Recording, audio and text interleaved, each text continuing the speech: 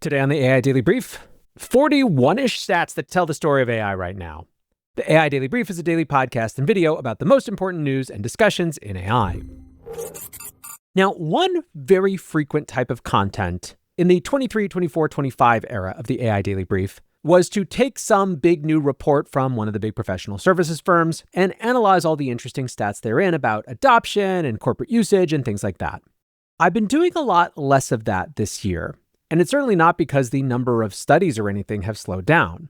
I think the reason is that in so many cases, the stats that come out of surveys just feel so disconnected from the reality of AI capability that they feel almost not useful. Now, this is, of course, another byproduct of the shift that happened around the beginning of this year. As we got a new set of models, people started to understand the importance of harnesses, and agentic AI truly came online. In that, the world has pretty much separated itself into those who recognize and are trying to adapt to this totally new way of working, and on the other hand, those who are still laboring under some old model. Now, obviously, everyone and every company has their own journey in AI, and there are plenty of good reasons why a lot of people who will eventually adopt agents in advanced AI haven't yet. But at the same time, from my standpoint, thinking about the audience that I want to support, I've had less and less energy for trying to convince people to use AI and wanted to instead spend more of that energy on helping people who had already made that decision figure out how to do it well. Thus leading to the AI Summer Adventure and Claw Camp and Agent OS and all those things. And yet, if we are trying to tell a complete story about AI adoption, the truth is that we are still very, very early.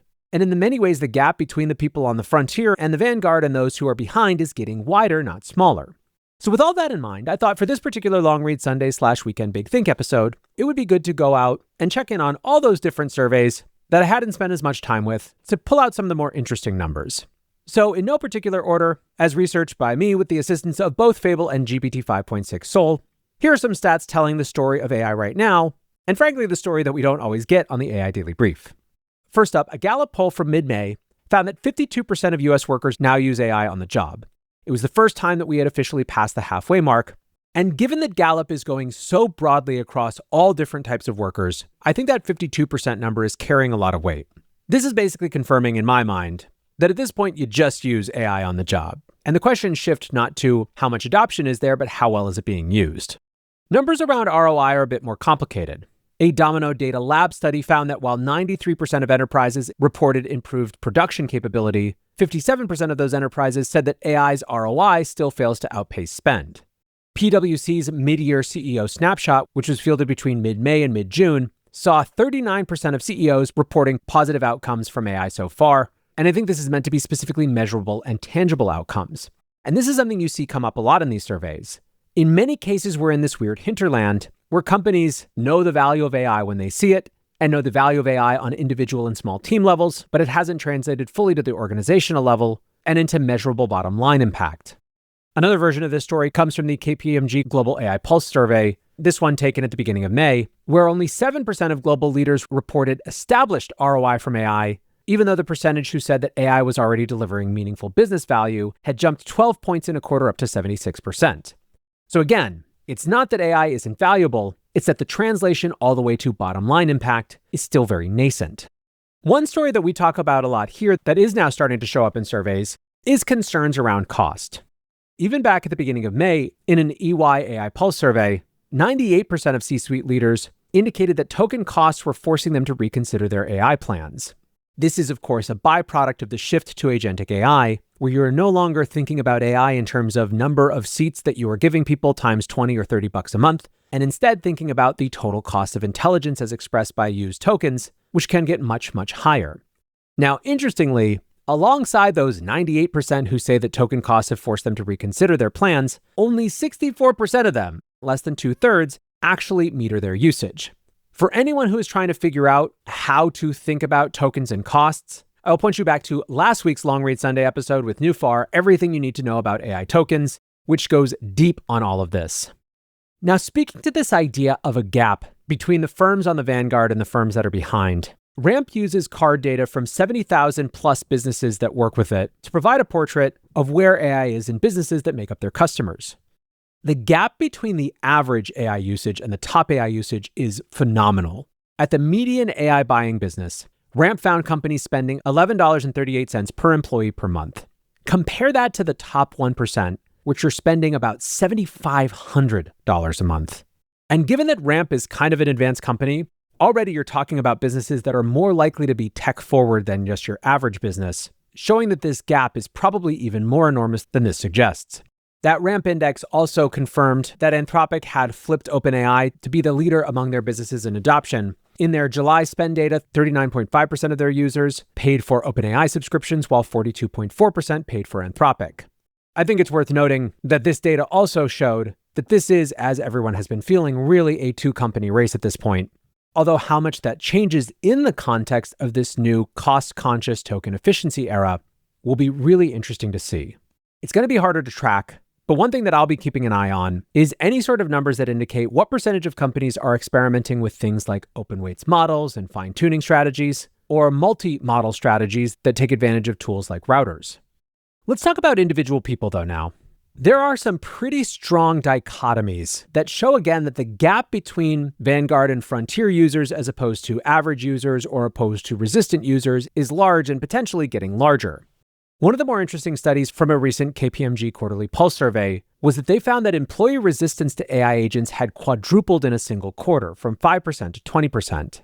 Now that's the sort of big jump that feels like it could be noise in the data, but given that KPMG releases their pulse survey every quarter, that's certainly one to keep an eye on.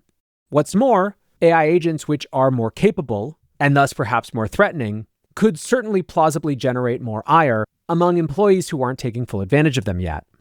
And certainly among the employees who are taking advantage, the agentic era has shifted dramatically. According to OpenAI's stats that they shared at the end of June, over 25% of Codex users have handed the agent a task that would be estimated to take more than 8 hours of human work. The types of work, in other words, being delegated to AI is increasing significantly. And yet a lot of that activity is still happening in quiet. In a controlled experiment from Atlassian, they found that workers who disclosed their AI use were rated 10 times lazier than identical peers who stayed quiet, which is certainly a big peer pressure reason to not really talk about your AI use, which can create dramatic drag on rates of adoption.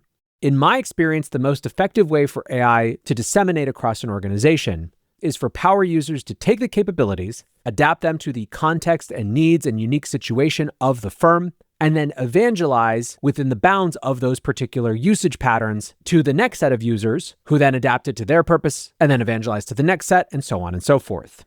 But if those people are all being hammered and side-eyed and seen as not really doing the work because they're using AI, of course they're not going to talk about it. Now, the other reason that some people are keeping their AI usage quiet is that according to PagerDuty, 66% of office professionals have used AI tools that they believed violated company policy. Now, of course, it is my contention that this is not about malicious use. This is about the tools that people have access to outside of work being in many cases dramatically better to the tools that they have inside work. Now, hopefully, as Codex and Claude Code/Cowork adoption goes up inside the enterprise, this gap starts to close, and there's a little bit less of an incentive for this sort of shadow behavior. But again, that'll be something to watch over the next couple of quarters. We're also starting to see the first numbers in the agentic era of how people are using AI. One stat that I found super interesting came from OpenAI's work at the Frontier Report, which examined more than 800,000 work messages. They found that 43.5% of occupation-specific ChatGPT use at work is for tasks belonging to a different occupation than the user's own. This is, for example, the marketing person making updates to the marketing site instead of waiting for the software engineers to do it. This sort of blurriness is going to have some of the biggest impact on how work changes over the next couple of years, and I think certainly resonates with most people's experience of AI as a capacity augmenting technology. At the same time, this adaptation is not without bumps. We did an episode a few weeks ago about bot sitting, and according to a BCG AI at Work study from June, they found 47% of workers reporting spending more time managing and supervising AI than doing actual work. My contention is that especially in this transition period to agents, this bot sitting challenge and just agent management type of challenge is going to be particularly acute until we get a little bit more locked in on core patterns and best practices. Still, part of it isn't just based on the transition, but based on the fact that the actual job increasingly will be not to do the work, but to manage the agents that do the work. So ironically, when 47% of workers are reporting spending more time managing and supervising AI than, quote, doing actual work, my contention would be that in the future, for a lot of different roles and positions, managing and supervising AI will be the actual work. That's exactly the world that we're headed into. Now, another number that we used to track closely in the pre-2026 version of the AI Daily Brief was organizations sharing what percentage of their code was written by AI as opposed to written by humans.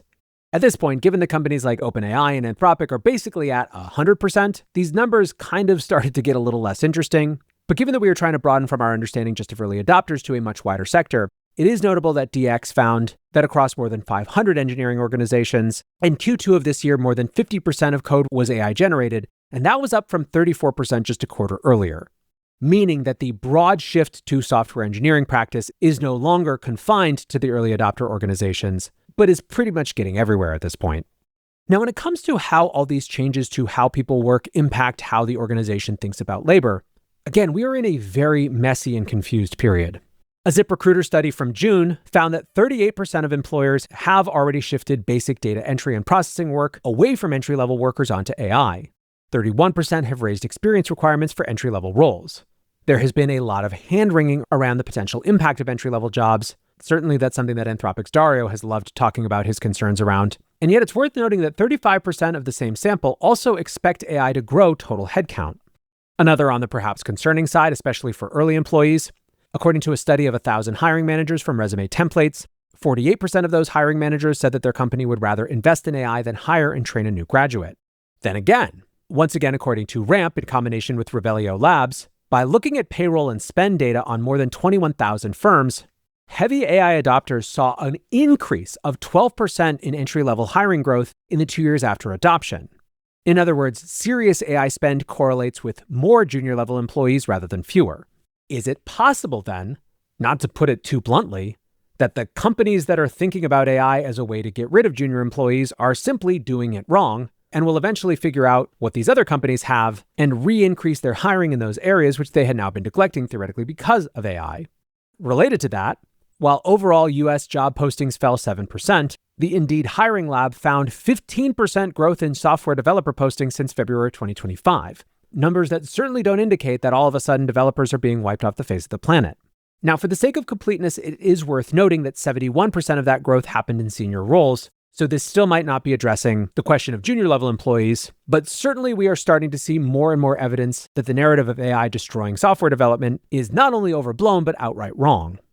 One of the big contrasts that we're living with right now is that while AI has been the number one stated reason for US job cuts, according to Challenger, Gray, and Christmas for 5 months now, as of August of this year, the Yale Budget Lab has found exactly zero evidence of clear AI fingerprints in aggregate US occupation data, despite us coming up on 3 years since ChatGPT was released. Indeed, I think that there is a growing sense that a lot of the layoffs that are attributed to AI because it is a politically palatable thing to attribute layoffs to. As I argued recently, I think that that excuse is going to carry less water in the months to come. So we'll have to see if the numbers back me up on that, or if AI will continue to be blamed for all manner of different types of layoffs. When it comes to people's concerns about AI, the story is kind of all over the place. On the one hand, an Inside Higher Ed study found that 55% of college students expected AI to hurt their career prospects, with only 7% calling themselves all in on AI. But in a KPMG Summer Intern Pulse study from July of this year, only 5% feared job displacement, and 43% said that their top AI worry was losing critical thinking skills. This is perhaps a gap once again between people imagining what AI is going to be like versus people who are actually using AI and understanding how it intersects with the real world of real work. Also in that KPMG Summer Intern Pulse, basically 2/3 of those surveyed had AI assisting with over a quarter of their assignments. In terms of broad societal issues and opinions, the AI industry continues to face a significant trust deficit. And according to an Anthropic study, admittedly from late last year, although I can't imagine that this has improved very much, only 15% of Americans trust AI companies to decide how AI is developed. Interestingly, a Pew Research Center study from June of this year also found that the perception is that China is ahead of the US in AI. In fact, by 3-1 in that Pew study, Americans said that China, not the US, was more advanced in AI. Unsurprisingly, the broader concerns around the AI build-out are also showing up in the numbers. According to a Reuters Ipsos poll, 77% of Americans, basically an equal share of Republicans and Democrats, by the way, worry that AI will make electricity more expensive, and 57% would oppose a data center in their own community. Now, as I've ranted about on my soapbox many times before, the worry that AI will make electricity more expensive should be a table stakes concern to address for the companies that are building data centers, and hopefully that memo is starting to resonate as this backlash gets louder. Clearly, we're very early and there's a lot of work to be done. In my estimation, one of the biggest gaps in enterprise AI continues to be enablement. Interestingly, in an official European Central Bank survey, the ECB found that just about 50% of firms planned to invest in training their current staff for AI versus only 12% that were planning to hire AI specialists. Now, I don't exactly know how they're going to train those folks, given the market's utter failure to provide good solutions for that. If they're anything like their American counterparts, they will build highly bespoke solutions because that's pretty much all that's currently available. And in some of these numbers, you start to see the inklings of more radical changes to come. On AI shopping, Adobe found that on this year's Prime Day, AI-referred shoppers had a 40% better conversion than non-AI-referred shoppers. And certainly it feels like e-commerce is an area that is going to be completely upended by new consumer patterns sooner rather than later. The relationship between work that happens in-house versus from third parties is also likely to undergo some drastic changes. Axiom, for example, in a survey of 528 in-house legal leaders, found that 92% of them either expect or are already negotiating AI-related cuts from outside counsel. Now, that is a phenomenon that is not just going to be unique to legal services, but will be a part of the professional services story as well. I don't think it's as clear-cut as professional services being hacked for internal alternatives, but the way that internal and external firms work with one another is going to shift, I think, dramatically. On the social side of it gets weirder from here. Elon University captured some of the weird zeitgeist of things that are shifting around people's personal experiences with AI. In a study from May, they found that 27% of US adult internet users now had some social or emotional interactions with AI, with 31% of them calling it a friend.